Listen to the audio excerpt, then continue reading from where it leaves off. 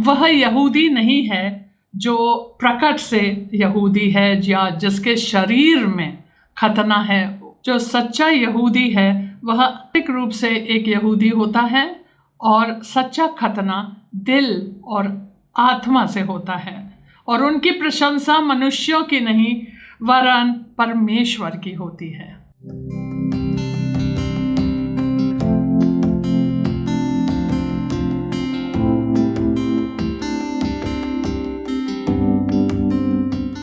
आप सबको choose life now Hindi channel के बाइबल स्टडी में स्वागत है। आज हम रोमियो के नाम प्रेरित पौलुस की पत्री के 3 अध्याय पढ़ेंगे। तो आइए पहले प्रार्थना करते हैं। पिता परमेश्वर हमें बुद्धि के आत्मा दे, ताकि जब हम इस अध्याय को पढ़ें तो हम स्पष्टता से हम उसको समझ पाए, हम आपके महान प्रेम को जानने पाए कि उसका जो चौड़ाई है, लंबाई, गहराई और ऊंचाई क्या है। ये प्रार्थना हम यीशु मसीह के नाम से मांगते हैं, आमीन। अध्याय 3 एक प्रश्न के साथ शुरू होता है, क्योंकि पौलुस ये जो प्रश्न उत्तर वाला तरीका अपनाता है जैसे कि वह अदालत में बहस कर रहा हो।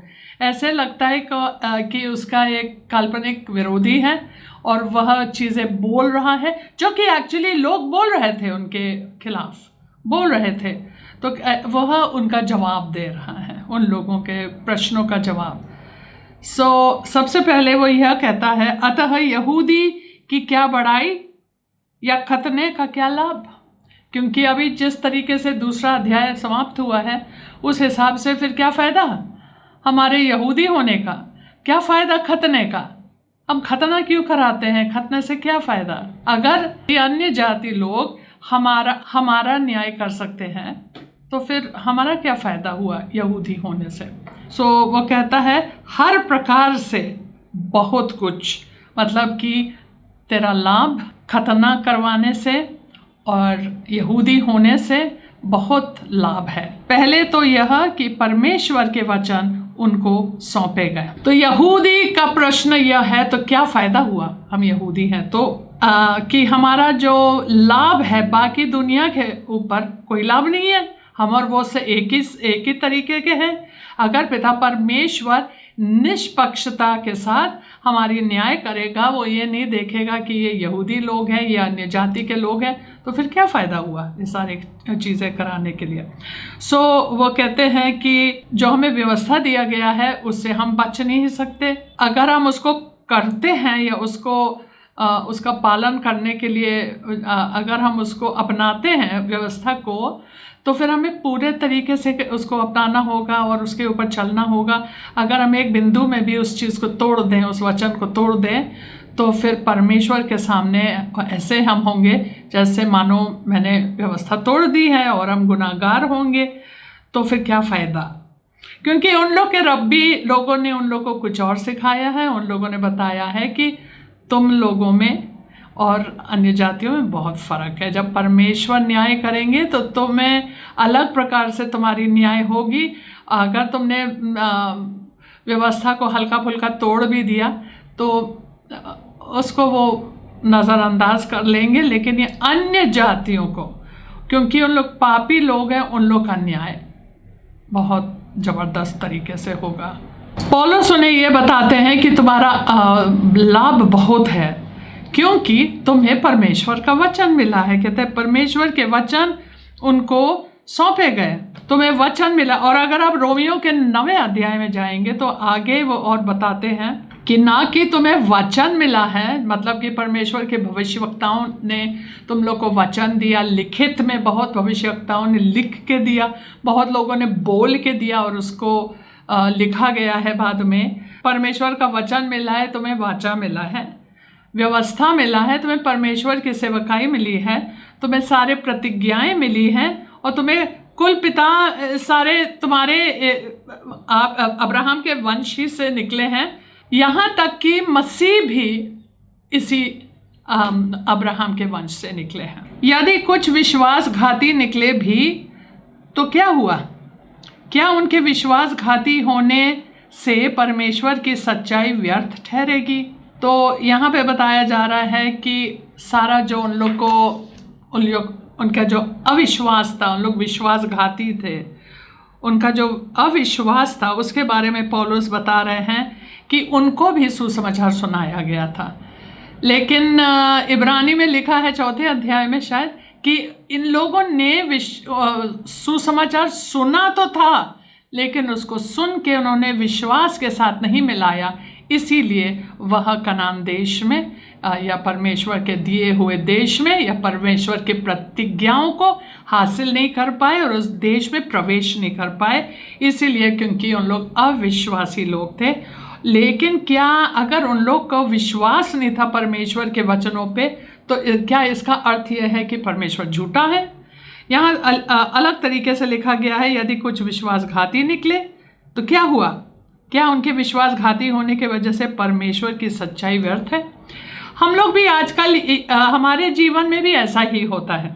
हम वचन को सुनते हैं, हम थोड़े देर के लिए उसके ऊपर चलते भी हैं, लेकिन जब हमारी परिस्थिति, जैसे सपोजिंग चंगाई के लिए, अगर हम चंगाई के लिए खड़े हैं और हम सोच रहे हैं कि यीशु मसीह के कोड़े खाने से हम भले चंगे हैं, परमेश्वर की आत्मा हमारे अंदर वास करता है, हमें जीवन दे रहा है, और ये सब चीज़ें हम सोच रहे हैं और बोल भी रहे हैं, लेकिन हमारी जो परिस्थिति है वो भी कुछ बोल रहा है हमको, तो फिर दोनों तरफ से कुछ शरीर भी बोल रहा है और वह परमेश्वर का वचन भी हमें कुछ बोल रहा है, तो हम किसको मानेंगे कि ये सत्य है? परमेश्वर का वचन ही सत्य होता है, वह झूठा नहीं हो सकता। जो वह कह रहा है आपके परिस्थिति के संबंध में वही सत्य है। बाकी चीज़ों को हमें ये सोचना होगा कि ये सब झूठ है, झूठी बातें हैं। और यदि हम उसको सच्चा ना माने परमेश्वर के वचन को और अपने परिस्थितियों को हकीकत समझे, क्या मतलब कि परमेश्वर का वचन झूठा है? नहीं, वो तो तब भी सत्य है, लेकिन तुम उसको हासिल नहीं कर पा रहे हो। ठीक है। सो पद संख्या 4 में ये लिखा है, कदापि नहीं, वरन वो कि क्या परमेश्वर की सच्चाई व्यर्थ ठहरेगी, उसके लिए बोला जा रहा है। कदापि नहीं, वरन परमेश्वर सच्चा और हर एक मनुष्य झूठा ठहरे, जैसा लिखा है, जिससे तू अपनी बातों में धर्मी ठहरे और न्याय करते समय तू जय पाए।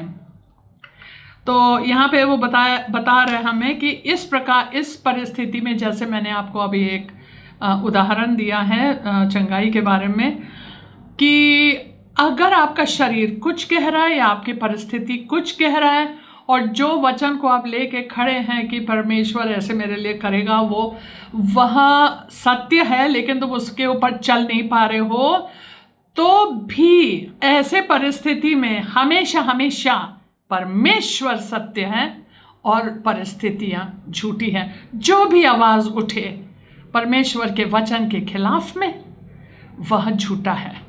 कोई भी चीज़, डॉक्टर बोले, जांच करवाए हैं, जांच का रिपोर्ट बोले, वो भी झूठा है। आप कहेंगे जांच भी झूठा है? यस, जो भी डॉक्टर बोल रहा है वो भी झूठा है, जो जांच में वो देख रहा है वो भी झूठा है, एक्सरे में देख रहा है वो भी झूठा है। केवल और केवल परमेश्वर का वचन सत्य है। लेकिन हमें विश्वास के द्वारा अनदेखी पे चलना है, क्योंकि हम धर्मी लोग हैं। आमीन। कि हमेशा परमेश्वर निर्दोष होगा, सत्य होगा, और उनके अंदर कोई झूठ नहीं है, कोई अन्याय नहीं है। ये सारी चीज़ें दुनिया में होती है, परमेश्वर में बिल्कुल नहीं है। तो हम उसके ऊपर पूरे तरीके से भरोसा कर सकते हैं, क्योंकि जो वो बोलता है वो सत्य है। आमीन। पांचवा पद में ये लिखा है, इसीलिए यदि हमारा अधर्म परमेश्वर की धार्मिकता ठहरा देता है, तो हम क्या कहें? क्या यह कि परमेश्वर जो क्रोध करता है अन्यायी है? यह तो मैं मनुष्य की रीति पर कहता हूँ। अब जब उनका ये जो विरोधी है जो प्रश्न पूछ रहा है, वो अब ये प्रश्न पूछ रहा है कि हमारे अधर्म परमेश्वर की धार्मिकता ठहरा देता है, परमेश्वर की धार्मिकता को दर्शाता है मेरी अधार्मिकता। आमीन। हमारी अधार्मिकता परमेश्वर की धार्मिकता को दर्शाता है। उसके बाद परमेश्वर क्रोधित क्यों होता है मेरे अधार्मिकता की वजह से? क्योंकि मेरा अधार्मिकता उनके काम आ रहा है, उनके लाभ के लिए है। कहता है लेकिन मैं मनुष्य की तरह बोल रहा हूँ, क्योंकि ये जो विरोधी है वह पूरी रीति से शारीरिक विरोधी है। जो शारीरिक लोग हैं, जो उल्टा सीधा बकवास के बातें करते हैं, कदापि नहीं तो परमेश्वर कैसे जगत का न्याय करेगा। तो वो कहते नहीं, वो अन्याय परमेश्वर कभी हो नहीं सकता। पौलुस बोल रहे हैं अगर वह अन्यायी है और झूठा है और धर्मी नहीं है तो वो किस रीति से पूरे संसार का न्याय करेगा एक दिन, जब वो खुद झूठे हैं। वो विश्वास योग्यता उसके अंदर है ही नहीं। अगर वह खुद अन्यायी है, नहीं, वो ऐसे नहीं हो सकता है, क्योंकि परमेश्वर का ये धीरज है कि वो रुका रहता है, वो कुछ बोलता नहीं है। ये उनके प्रेम, उसकी दया को दिखाता है विश्वासहीन लोगों के ऊपर। तो जैसे हमारा जो अधार्मिकता है परमेश्वर का धार्मिकता दर्शाता है, उसी प्रकार से वह परमेश्वर का धीरज को दर्शाता है। हमारे जो पाप है कि वो किस तरीके से हम लोग को बर्दाश्त कर रहे हैं, वह उनका धीरज भी दर्शाता है। और ये दिखाता है कि हाँ, सच में हम दंड के लायक हैं। 7वां पद, यदि मेरे झूठ के कारण परमेश्वर की सच्चाई उसकी महिमा के लिए अधिक करके प्रकट हुई तो फिर क्यों पापी के समान मैं दंड के योग्य ठहराया जाता हूँ? हम क्यों बुराई ना करें कि भलाई निकले, जैसा हम पर यही दोष लगाया भी जाता है। अब पौलुस बोल रहा है, ये लोग हमारे ऊपर ये बोल रहे हैं मेरे लिए, और कुछ कहते हैं कि इनका यही कहना है, परंतु ऐसों का दोषी ठहराना ठीक है। जो 7वें और 8वें पद को हमने अभी पढ़ा है, पौलुस उस विरोधी, जो कि बहुत शारीरिक विरोधी है, और वह कहता है कि जब परमेश्वर का सत्य हमारे झूठ के वजह से उभर के आ रहा है, मेरा अधार्मिकता उनके धार्मिकता को दिखा रहा है, तो फिर वो मेरे ऊपर न्याय क्यों कर रहा है? ये अन्याय हुआ ना, या अन्याय हुआ। तो पौलुस कहता है नहीं, लेकिन पौलुस एक अनुग्रह सिखाता था। वो अनुग्रह सिखाया करता था, और बहुत से लोगों ने उनके शब्दों को लेकर के तोड़ करके उनको उसके दूसरे मायने लगा करके बोलते थे कि पौलुस ऐसा ऐसा बोलता है। यहाँ पे लिखा है 8वें पद में कि हम क्यों ना बुराई करें ताकि भलाई निकले। एक और जगह पे वो कहता है जहाँ पाप बढ़ता है वहाँ अनुग्रह और भी उभर के आता है, तो क्यों ना हम पाप करें ताकि अनुग्रह और बढ़े। तो ये किसी और जगह पे शायद 5वें या 6ठे अध्याय में है, यही रोमियो का। लेकिन यहाँ पे बोल रहे हैं कि हम क्यों ना पाप करें। पौलुस ने कहा लोग हमारे बारे में ये सब चीज़ें बोल रहे हैं कि मैंने ये कहा, लेकिन उसने कहा कि मैं ये नहीं बोल रहा हूँ कि तुम पाप करो ताकि परमेश्वर को और भलाई मिले, लेकिन लोग बोल रहे हैं कि हम ऐसे बोल रहे हैं। ऐसे लोगों योग्य हैं, लोग दंड के योग्य हैं, उनकी निंदा बहुत आयत से योग्य है, मतलब वो लोग दंड के योग्य हैं ये लोग। 9वां पद, तो फिर क्या हुआ? क्या हम उनसे अच्छे हैं? कभी नहीं, क्योंकि हम यहूदियों और यूनानियों दोनों पर यह दोष लगा चुके हैं कि वे सब के सब पाप के वश में हैं। 9वां पद में ये बता रहे हैं, तो क्या हम लोग सारे संसार से अच्छे हैं? हम बेहतर हैं? क्या हम मान सकते हैं कि हम उनसे बेहतर हैं, अन्य जातियों से बेहतर हैं? नहीं, हम नहीं मान सकते, क्योंकि पहले अध्याय में पौलुस ने ये साबित कर लिया कायदे से कि अन्य जाति पाप के जाल में फंसा हुआ है और वह पाप का दंड के योग्य हैं। उनके जो सहज ज्ञान है उसमें वो जानते हैं परमेश्वर क्या चाहेगा और क्या नहीं चाहेगा, वो जानते हैं। उन लोग को परमेश्वर का वचन जरूर नहीं मिला, लेकिन अंदर से उन लोग जानते होंगे, और जितना आप जानते हो उतना तो कर। और दूसरे अध्याय में पौलुस ने यह दिखाया है कि जो यहूदी है, जो और भी ज़्यादा जवाबदेह होंगे, क्योंकि उनको परमेश्वर का वचन दिया गया है, उनकी व्यवस्था दी गई है, जो कि परमेश्वर के ऊंचे स्तर को दिखाता है। हमें कहता है कि वहाँ पर भी दूसरे अध्याय में उन्होंने यह साबित कर लिया कि यहूदी भी पाप के जाल में फंसा हुआ है, क्योंकि कोई भी उस व्यवस्था को पूरा ना कर पाएगा। कोई नहीं, केवल यीशु मसीह कर पाए और कोई नहीं। और यहाँ तीसरे अध्याय में वो क्या करता है, सब लोग को, अन्य जाति को भी, नैतिकतावादी भी, यहूदी भी, सारे लोग जो पापी हैं, जो थोड़ा नैतिक लोग हैं वो भी, यहूदी लोग भी, सब लोग पाप के अधीन हैं, क्योंकि पाप एक अत्याचारी है और पाप ने सबको दबा के रखा है अपने बोझ के नीचे। सब लोग उस बोझ से दबे हुए हैं, लेकिन यहूदी जानते नहीं है कि हम पापी हैं। तो कहता है कि वह कहता है पौलुस कि यह इस बोझ से निकल नहीं पाएंगे, उनको एक उद्धारकर्ता की जरूरत है बेसिकली। पद संख्या 10 से लेकर के 18 तक सब पुराने नियम के वचन को लिया गया है ये दिखाने के लिए कि सब लोग पाप के अधीन हैं।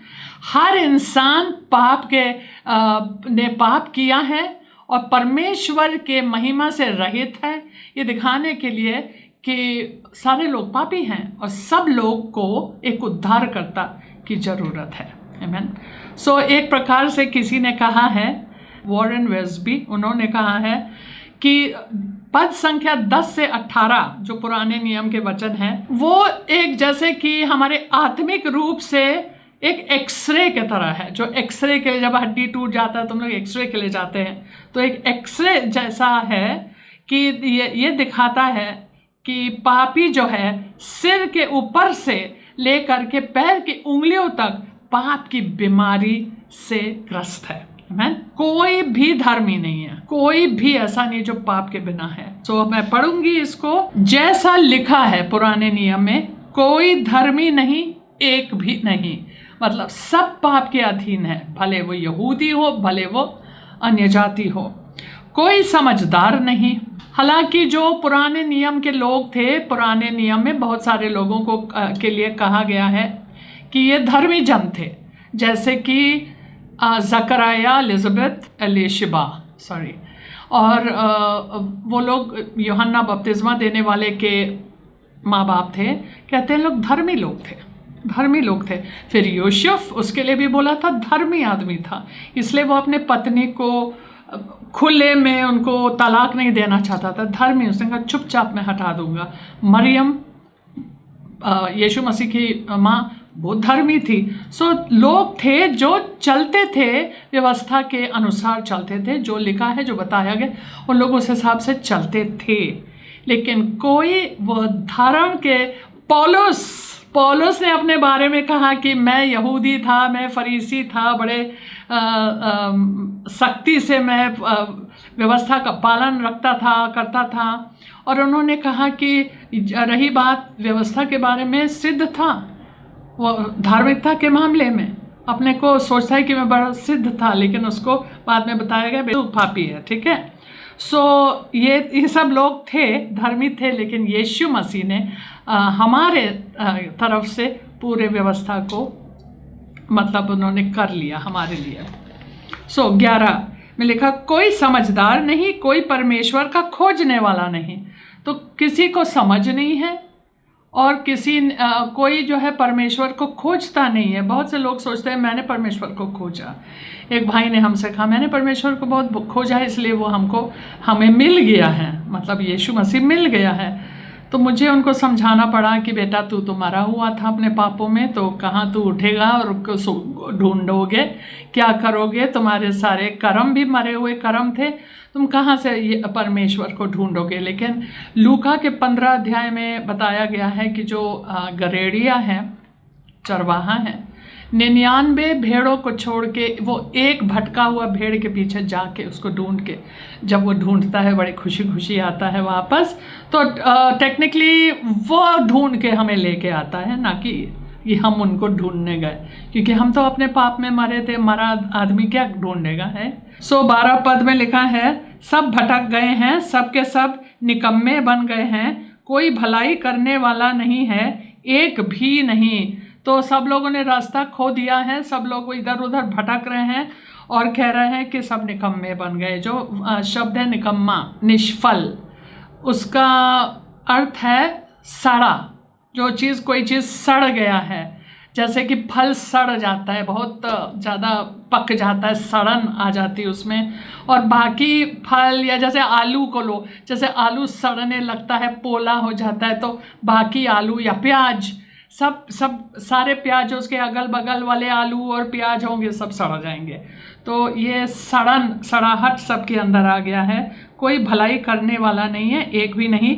उनका गला खुली हुई कब्र है, उन्होंने अपनी जीभों से छल किया है, उनके होठों में सांपों का विष है। तो यहाँ 13वें पद में ये फिर से आगे चल रहा है, जैसे एक्सरे हो रहा है पूरे शरीर का। अब गले पे आ गए हैं और जीभ पे आ गए, जो होठों पे आ गया है। तो कहता है कि जैसे कि कब्र के अंदर सड़ाहट है, मौत है, ये सारी चीज़ वैसे उन लोग के गले हैं। जब वो मुंह खोलते हैं तो ऐसी ही बातें करते हैं, सड़ाहट की बातें। और उनके जीभ भी, जो कि हम लोग याकूब के 3 अध्याय में पढ़ते हैं कि जीभ को कोई अपने वश में ला नहीं सकता, उसी से कुछ भी बोलते जाएंगे। लोगों को जो कि परमेश्वर के स्वरूप में रचे गए हैं, उनको गाली भी देंगे, उनको आशीष भी देंगे, उसी मुंह से लोगों को उल्टा सीधा भी बोलेंगे, उनको श्रापित भी करेंगे। तो उस होठों से और इस जीभ से, जिसमें मौत और कहता है कि जीवन और मृत्यु उसके वश में है, हमारे जीभ के वश में है। तो हम जो बोलेंगे, कहता है कि ये जीभ में सांप का जो विष है, उनके मुंह से मृत्यु उगलता है और उनकी जीभ की तुलना सांप के जहर से की जाती है। और फिर 14 पद में ऐसे ही आगे बढ़ते रहते हैं। उनका मुंह श्राप और कड़वाहट से भरा हुआ है, यह भी मैंने बताया। उनके पांव लहू बहाने को फुर्तीले हैं, मतलब जो हम लोग बहुत सारे नीति वचन में पढ़ते हैं कि उनके पांव, ऐसे लोगों से बच के रहना, पुत्र है मेरे पुत्र, ऐसे लोगों से बच के रहना, क्योंकि इन लोग के साथ मत जुड़ना, क्योंकि जब तक ये लोग किसी को मारेंगे नहीं, कत्ल करेंगे नहीं, ये लोग सो नहीं पाएंगे। उनके मार्गों में नाश और कलेश है, विनाश और कलेश। पौलुस ये दिखाना चाह रहे कि तुम्हें एक उद्धारकर्ता की सख्त जरूरत है, इसीलिए व्यवस्था उनको दी गई कि उनको ये दर्शाएं, उनको ये दिखाएं कि ये परमेश्वर का यह राह है, ये मार्ग है, तुम ये कर नहीं पाओगे, ताकि वो इतने बेबस हो जाए तो वो रोएं और बोले परमेश्वर हमारे ऊपर दया कर। और उन लोग देखेंगे कि हम लोग कितने बेकार, कैसे पापी हैं, हम ये ना कर पाएंगे, परमेश्वर एक उद्धारकर्ता को भेजो। इसीलिए उनको भेजा गया, ताकि वो अंदर से रोएं और परमेश्वर से प्रार्थना करे और बोले परमेश्वर हमें बचाओ। लेकिन उल्टा पौलुस ने इस व्यवस्था को कि यह मौत की सेवकाई है, पुराने नियम की व्यवस्था दंड की सेवकाई है, वो ये बताते हैं। लेकिन मतलब कि ये लोग को सोचना चाहिए था कि हम ना कर पाए, लेकिन उन लोग घमंड होने लगे। उन लोग को ऐसे लगता था कि नहीं, हम कर तो रहे हैं, बहुत धर्मी हैं। फारीसी लोग तो सोचते थे हमसे धर्मी कोई है ही नहीं। 17, उन्होंने कुशल का मार्ग नहीं जाना, उनकी आंखों के सामने परमेश्वर का भय नहीं। उन लोग परमेश्वर के भय भी नहीं जानते हैं, जो कि परमेश्वर के भय का मतलब होता है पाप से नफरत करना। अगर आप पाप से नफरत करते हो, इसका मतलब आपके अंदर परमेश्वर की भय की आत्मा है। हमें ये जानना चाहिए और उन लोग को भी ये पता होना चाहिए था कि जब तक हमारे पापों, एक्चुअली उन लोग के पास जानवर के जो कुर्बानी हुआ करता था, तो उन लोग जब पाप करते थे कुर्बानी करके अपने को फिर से शुद्ध समझते थे।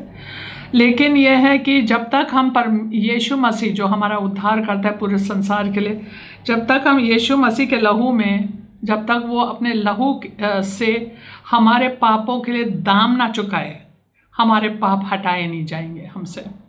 इसीलिए हमारे पास तभी शांति मिलेगी, तभी धार्मिकता मिलेगी, जब हम यीशु पे विश्वास करेंगे और उनके कुर्बानी, जो कि एक टाइम का कुर्बानी है, उस कुर्बानी के द्वारा हमारे सारे पाप धुल जाएंगे और तब हमें शांति मिलेगी और हम धर्मी ठहराए जाएंगे। वो लोग ये नहीं सोच रहे हैं कि हम लोग ये व्यवस्था को कर नहीं सकते, सोचो हम लोग कर रहे हैं, बहुत धर्मी लोग हैं हम लोग, स्पेशली फरीसी लोग। और अभी भी दुनिया में लोग पाप के साथ जीते हैं। एक वक्त था मैं जीती थी पाप के साथ, लेकिन पाप से नफरत है जो पहले नहीं था।